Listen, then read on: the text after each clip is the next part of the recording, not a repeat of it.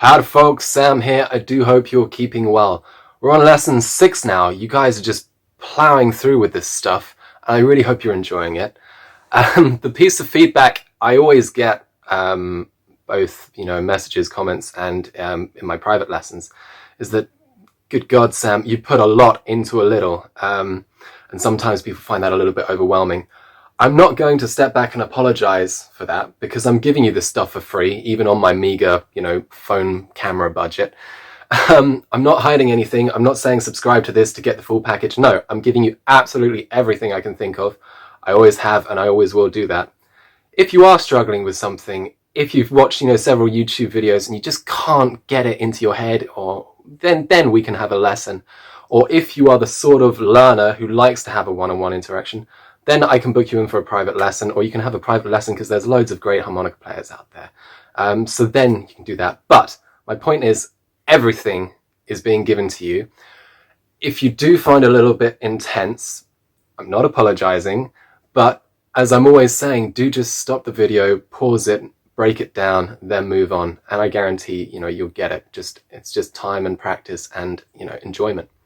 So today I wanted to do just a couple of things to tie a few things off. I think in this lesson and the next couple of lessons, we're going to look at some standards by Muddy Waters, because for a harmonica player, it does not get better than Muddy. The players that have played with him, Little Water, Big Water Horton, James Cotton, I'm pretty sure Sugar Blue played with him for a little while, Jerry Portnoy, Paul Osher, so many great harp players, and they've all taken these classic riffs and made them on their own. So we're going to do two things in this lesson. We're going to look, like I said in our previous lesson on structuring the lesson, we're going to look at a new technique called rolling notes, which sounds like this. Play it on different holes, on the blows and draws.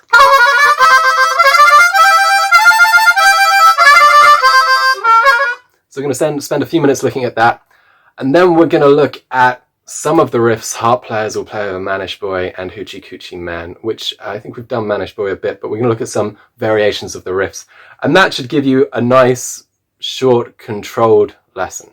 So rolling notes, what am I doing? I'm switching between two notes on the harmonica, normally draw notes, but it works on blow notes as well. Switching between two draw notes by inhaling at the same time and moving the harmonica across my embouchure. We're still using whistling or puckering or whatever you want to call it. And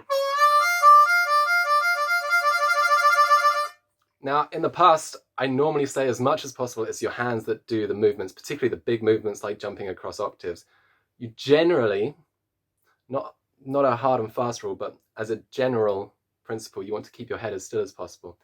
Because if you move too much, either side, you cut off your esophagus and then you can't breathe. And you need to breathe in order to play the instrument, right? But I will concede that when you roll notes, you do move your head very slightly. It just makes the movement between your hands moving and your head moving lets you go a little bit faster. And with these rolls, you want to start slow. So I'm going to do 4-5 draw and just move my hands.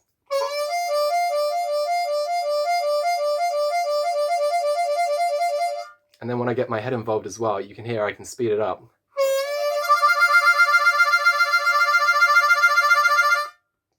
So as always, break this technique down and play it slowly. You can even play a slow riff first. So try bending that 4, releasing, and then rolling up to the 5. So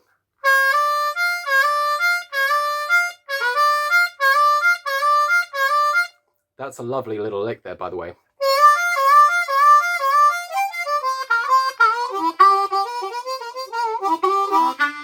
That's perfect for a turnaround. But yeah, just try that little bend on the 4, release the 4 draw, and then rolling up to the 5 draw. Now take the bend out and just get a little bit faster. And that 4-5 roll is used all the time in blues music, and it's so powerful. You can play it over other notes, and it's fun to experiment with that. My favorites is doing the 3 and 4 roll. And you can bend it as you go, which is really fun because that gives you a bluesy sound. And you can also blow, all the blow notes are C major or an inversion of that, so you can play across with that. 4 and 5, I can go up to blow 5 and 6. And then I can even do draw 5 and 6.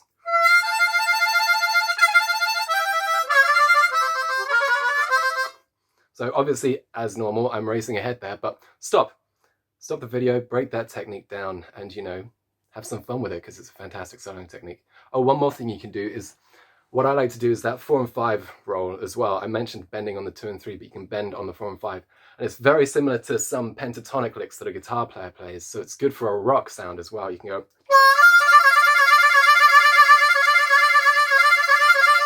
something like that. One more thing I want to show you is that 4-5 roll, and this is how important it is, I won't shut up about it, is that 4-5 roll will go across, more or less, you can hammer it into an entire 12-bar blues. Because when I start with the G7, my 1 chord, well, the 4 draw is D, which is the 5th, and the 5 draw is F, which is the 7th. So it sounds great over a G7. It's the first 4 bars of the 12-bar blues. It works. When we go to the 4 chord, that C, that change, well, now D is the 2nd or the 9, so that 4 draw is an interval of a 2nd or a 9 against C major 7, or sorry, C dominant 7, I should say, and F is the 4th or the 11th, and those notes offer some nice contrast to C. And in the next lesson, we're going to talk about dancing around the 4 chord or the C, because by doing it, you get, you know, a bit of contradistinction. It makes the chord stand out a little bit. So let's say we're on the 1 chord. When we go to that, it offers a really, really nice contrast against the chord.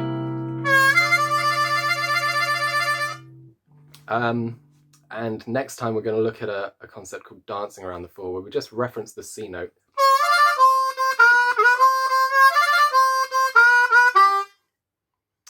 I call that technique dancing around the 4 chord. But yeah, we'll look at that next time. And then to follow that 12-bar blues progression, we go to the 5th.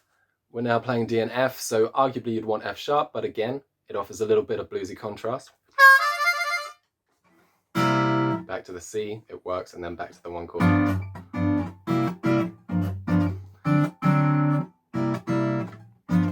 So that little roll works across the whole of the 12-bar blues.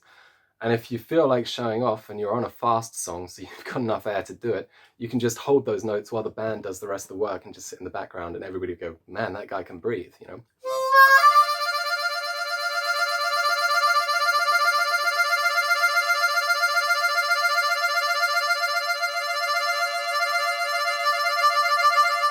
You know, however long you want to go on for. So for the rest of the lesson, I just wanted to look at tying off some riffs, because we've looked at Manish Boy by Muddy Waters, and I want to look at the Hoochie Coochie Man riffs as well. And these songs in particular are built for the diatonic harmonica.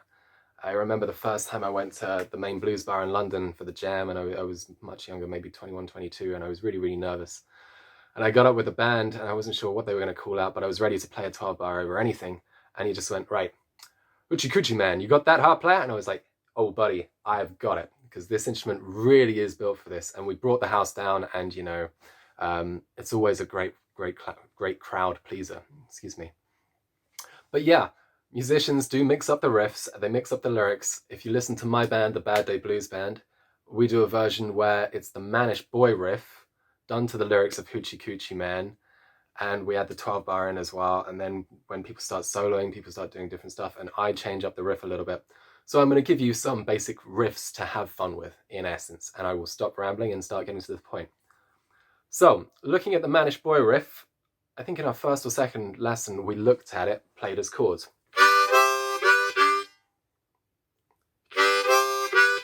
Then we looked at it broken down to single notes.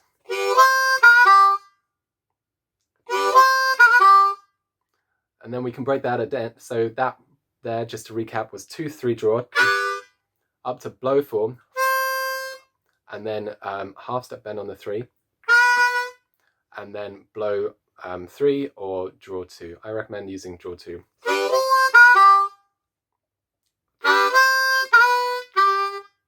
So fantastic, you've got that in your arsenal already.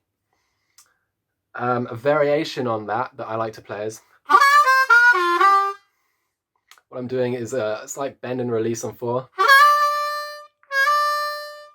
then blow 4, half step bend on the 3, and then a whole step bend on the 2, and then release it to a 2 draw.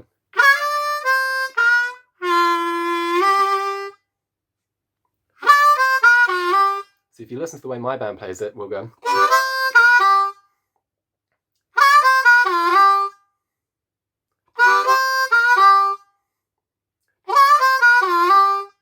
So we'll work it in like that. Looking at the Hoochie Coochie Man riff, again, it's played in a number of ways, and it's been played by different players as they've sort of walked in and out of Muddy's band. The sort of common riff that you'll hear is sounds like this. So that's 1 draw, 2 whole step bend, and then going back between those 2 notes, and then releasing that 2 to get the full note, which is G.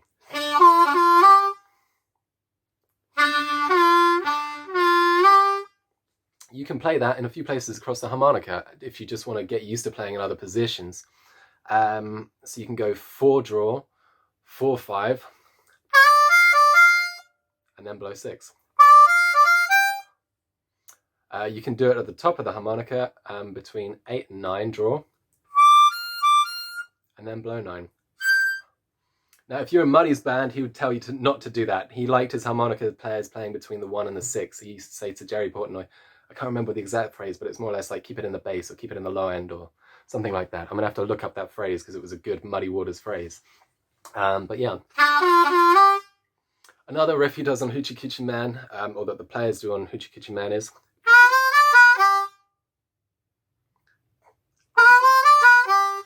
so that's half step bend on the 3, blow 4, draw 4, half step on the 3, and then blow 3, or draw 2, whichever you prefer.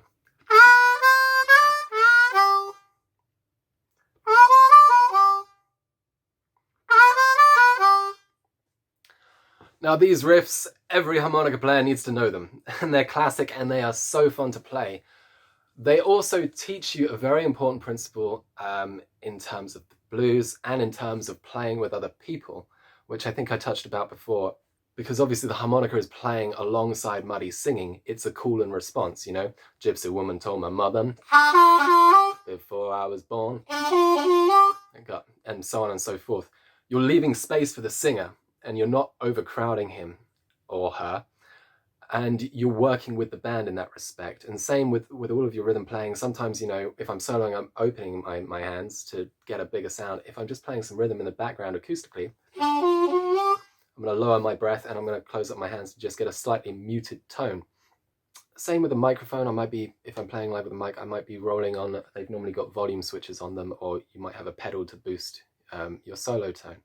It's very important not to be the guy that just plays over everybody else, because as somebody who's been up on stage singing, I don't like it. I'm trying to sing. Somebody who's been the guitar player on stage, I'm playing rhythm. Why are you playing all over me when I'm playing my solo? You should be playing rhythm when I'm soloing, and vice versa. You need to work together with your other instruments.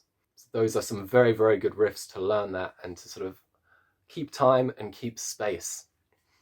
I'm doing that thing where I ramble and give you guys far too much in a little lesson, so I'm going to stop there. Wish you all, very good health, and see you guys in another lesson soon. Ciao.